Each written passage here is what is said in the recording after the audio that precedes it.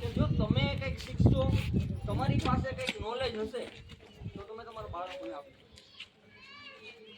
હવે એક વસ્તુ તમે ખાસ વસ્તુ સમજો, કોઈ વ્યક્તિ કોઈ કલેક્ટર છે એનો છોકરો ક્યારે મજદૂરી કામ કરશે?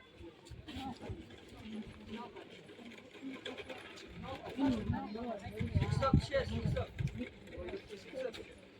એનો છોકરો ક્યારે મજદૂરી કામ કરશે? ડોક્ટર છે એનો છોકરો ક્યારે મજદૂરી કામ કરશે?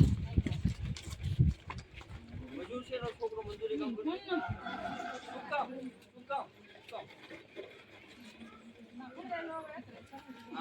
બધાને ખાલી એક જ રિક્વેસ્ટ છે, એક જ વસ્તુ તમે શોર્ટમાં સમજી જજો કે ખાલી એક જ વાર મહેનત કરવાની જરૂર છે. ખાલી એક વાર તમે મહેનત કરી અને તમારા છોકરાને ડોક્ટર બનાવી દો, પછી એનો છોકરો મજદૂરી કામ કરશે? એક જ વાર મહેનત કરી અને તમારા છોકરાને વકીલ બનાવી દો, પછી એનો છોકરો મજદૂરી કરશે?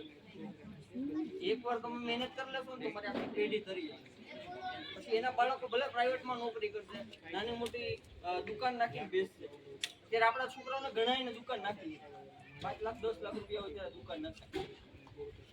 હવે એ લોકો શું કરે છે, મહિને 15-20 હજાર રૂપિયા કમાય, પોતાની એક દુકાન પોતાની હોય એકાવતા, એમાંથી 15,000 આવતા હોય, બાજુ દુકાન એને વેચાતી લીધી હોય, 10-15 હજાર એનું ભાડું આવતું હોય.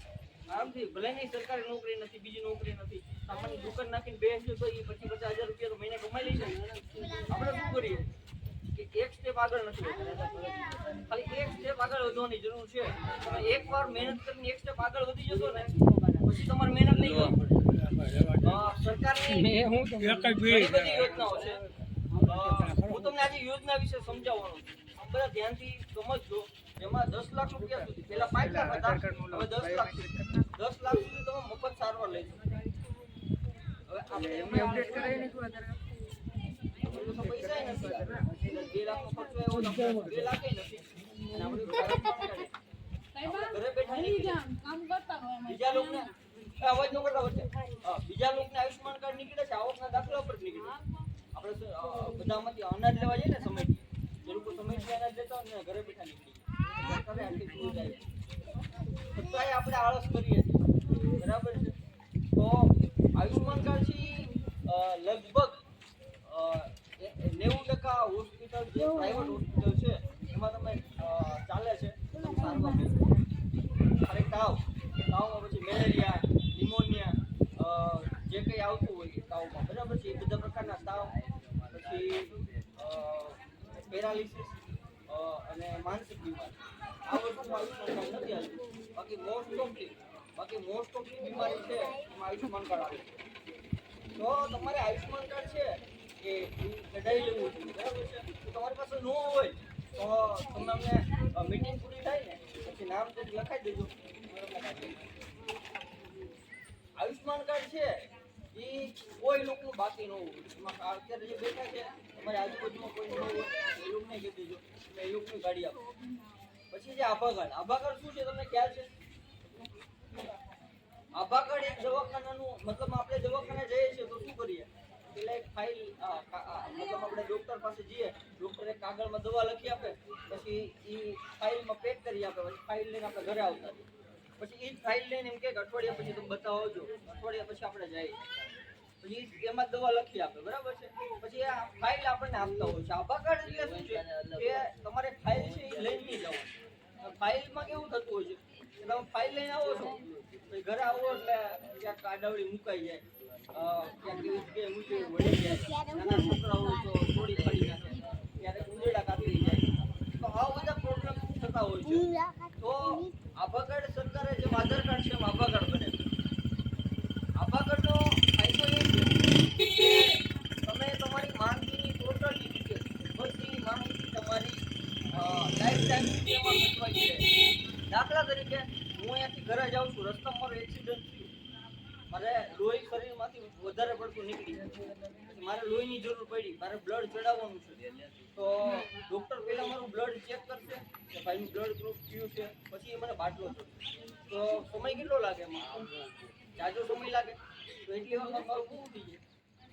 તો સરકારે શું કર્યું કે આભા કાર્ડની અંદર તમે બ્લડ ગ્રુપ તમારું એડ કરી શકો. તમારું બ્લડ ગ્રુપ આભા નંબર નાખીને બતાવે તમારું બ્લડ ગ્રુપ આ છે. એટલે જેથી કરીને મારું આભા કાર્ડ હોય એમાં મેં બ્લડ ગ્રુપ એડ કરાવ્યું હોય તો ડોક્ટરને મને કદાચ ઇમરજન્સીમાં દાખલ કરવાનું હોય, એક્સિડન્ટ થયું હોય ઇમરજન્સીમાં દાખલ કરવાનું હોય, લોહીની જરૂર પડી હોય તો ડોક્ટર શું કરશે? સીધું જ મારો આભા કાર્ડ નંબર નાખશે અને કહેશે કે આનું બ્લડ ગ્રુપ આ છે ને આ બાટલો આપી દો. 10 મિનિટમાં મને બાટલો ચડી જાય તો ફાયદો શું થયો કે જે મને લોહીની તાત્કાલિક જરૂર હતી મને લોહી તાત્કાલિક મળી ગયું, મારો જીવ બચી ગયો.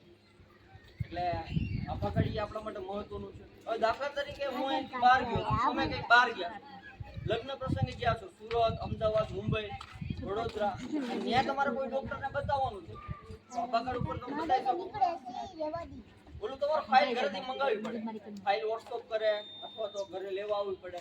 ઓલું તમારે ઘરે લેવા નથી આવવી પડતી ફાઇલ, અને તમે ત્યાંથી જ બતાવી શકો છો. એટલે આભા કાર્ડ એ મહત્વનું છે. ઈ શ્રમ કાર્ડ, ઈ શ્રમ કાર્ડ શું છે? ઈ શ્રમ કાર્ડ તમે ગરીબ છો એનો એપ્લાય છે. તમારી પાસે ઈ શ્રમ કાર્ડ છે તો એનો મતલબ એ થઈ ગયો તમે ગરીબ. હવે પછી સરકાર કોઈ સહાય જો કોઈ આપવાના હશે, રોકડ રકમ અથવા તો બીજી કોઈ વસ્તુ આપવાના હશે તો જેની પાસે ઈ શ્રમ કાર્ડ હશે ને એને આપશે. સરકાર એવું માને છે જેની પાસે ઈ શ્રમ કાર્ડ છે એ ગરીબ માણસ છે, જેની પાસે ઈ શ્રમ કાર્ડ નથી એને કઈ જરૂર નથી. એટલે ઈ શ્રમ કાર્ડ તમારું ફરજિયાત હોવું જોઈએ. ઈ શ્રમ કાર્ડમાં આંખ, હાથ ને પગ એ નાશ પામે, હાથ કપાઈ જાય, હાથ દાજી જાય, કામ કરતો બંધ થઈ જાય, હાથમાં ગંભીર લકવો મારી જાય, હાથ કામ કરતા બંધ થઈ જાય તો એને 50,000નું સરકારમાંથી વીમો મળે. આંખ નુકસાન પામે, આંખ બંધ થઈ જાય મતલબ જોઈ ન શકે તો એને 50,000નો વીમો મળે. પગ નાશ પામે, એક્સિડન્ટમાં કપાઈ જાય, દિવાલ પડવાથી કોઈ કારણોસર તમારો પગ કપાઈ જાય છે, નાશ પામે છે તો તમને 50,000નો વીમો મળે. અને તમારું કૃત્રિમ રીતે, કુદરતી રીતે નહીં, કૃત્રિમ રીતે એક્સિડન્ટમાં કે દિવાલ પડવાથી કે પૂરમાં કે વાવાઝોડામાં ધરતીકંપમાં મૃત્યુ થાય છે તો તમને 2 લાખ રૂપિયા સરકાર આપે. હવે આવી બધી યોજના છે બહુ મતલબમાં એકદમ સામાન્ય યોજના છે, તમે ગમે ત્યારે આ કાર્ડ કાઢી શકો, પણ આપણે ધ્યાન નથી આપતા. અત્યારે વિશ્વકર્માના ફોર્મ ભરાણા, આમાંથી કેટલા જણાએ વિશ્વકર્માના ફોર્મ ભર્યા?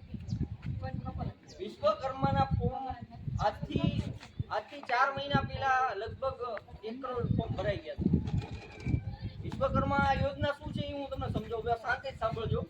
વિશ્વકર્મા યોજના એમાં સરકાર 18 પ્રકારના જે કારીગરો છે, સુથાર કામ કરતા હોય, લુહારી કામ કરતા હોય, દરજીનું કામ કરતા હોય, બ્યુટી પાર્લરનું કામ કરતા હોય, માછલી પકડવાનું કામ કરતા હોય, રમકડા બનાવવાનું કામ કરતા હોય, મતલબમાં જે કારીગરો છે, મૂર્તિ બનાવવાનું, શિલ્પકાર કહીએ ને એવું મૂર્તિ બનાવવાનું, એ જે નાના નાના કારીગરો છે કે જેની પાસે એનો પોતાનો વ્યવસાય કરવો છે પણ એ વ્યવસાય કરવા માટે પૈસા નથી, નાણાં નથી, તો સરકારે શું કર્યું? વિશ્વકર્મા યોજના અમલમાં લાવ્યા. વિશ્વકર્મા યોજનામાં 18 પ્રકારના કારીગરોને પેલા ટ્રેનિંગ માટે બોલાવશે. બધાને જે વિશ્વકર્મા ફોર્મ ભરશે એમાંથી જે લોકો સિલેક્ટ થશે એને પેલા ટ્રેનિંગમાં બોલાવશે.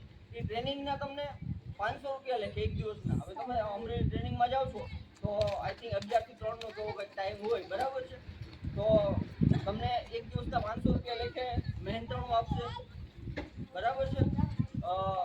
500 રૂપિયા લેખે જે તમને મહેનતાણું આપે એ પછી 2 પ્રકારમાં ટ્રેનિંગ આવશે. પ્રાથમિક એટલે સામાન્ય વસ્તુ શીખવાડે. દાખલા તરીકે સિલાઈ મશીનનું કામ કરતા હોય તો સિલાઈ મશીનનું સામાન્ય જે ડ્રેસ છે કે બ્લાઉઝ છે કે જે કંઈ વસ્તુ સીવતા હોય, બરાબર બેનો, એમાં સામાન્ય જે વસ્તુ આવતી હોય ને એ શીખવાડશે. પછી 7 દિવસની ટ્રેનિંગ હાલશે, બરાબર છે. તો 7 દિવસની ટ્રેનિંગના તમને 500 લેખે 3,500 4,000 રૂપિયા મળશે. પછી 15 દિવસની ટ્રેનિંગ થશે. 15 દિવસની ટ્રેનિંગમાં તમને એકદમ વિસ્તારથી સમજાવશે, એકદમ ડીપમાં સમજાવશે, શીખવાડશે કે દાખલા તરીકે બ્લાઉઝ હોય તો બ્લાઉઝ કોઈ બેન સીવતા હોય, બરાબર છે, તો ડ્રેસ કોઈ બેન સીવતા હોય તો ડ્રેસમાં અલગ અલગ પ્રકારની ડિઝાઇન આવતી હોય તો એ ડિઝાઇન શીખ્યા વગર તો નથી આવડવાની. તો એ ડિઝાઇનનું કેવી રીતના કટિંગ કરવું, એ ડિઝાઇન કેવી રીતના સીવવી, એ છોકરા હોય બંધ બેટા એ તમને શીખવાડવામાં આવશે.